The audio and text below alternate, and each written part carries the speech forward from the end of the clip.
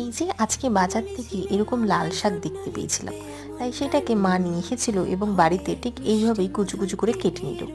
গরম ভাতের সাথে এরকম লাল শাক ভাজা খেতে কিন্তু বেশ ভালো লাগে। আর সেই লাল শাক ভাজা যদি বাদাম আর বড়ি দিয়ে হয় তাহলে তার কোনো কথাই হয় না।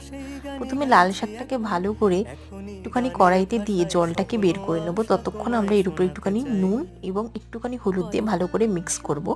ততক্ষণে মিক্স করব যতক্ষণ না জলটা পুরোপুরি এভাপোরেট হয়ে যাচ্ছে। এখানেই আমি আগে কি করেছিলাম, বড়ি এবং বাদামটাকে খুব ভালো করে ভেজে রেখেছিলাম, সেটা তোমরা দেখতেই পেয়েছিলে। তারপর এই তেলের মধ্যে দিয়ে দিলাম কালো জিরে, একটুখানি লঙ্কা আর একটুখানি রসুন দিয়ে ওই লাল শাকটাকে ভালো করে দিয়ে এখানে মিক্স করে নিলাম। সাথে দিয়ে দিয়েছিলাম ভেজে রাখা বড়ি আর বাদাম। এরকম লাল শাক ভাজা দিয়ে গরম গরম ভাত খেতে দুপুরবেলা বেশ ভালোই লাগে। তোমাদের ভিডিওটা ভালো লাগবে অবশ্যই লাইক, শেয়ার এবং চ্যানেলটাকে সাবস্ক্রাইব করো। টাটা।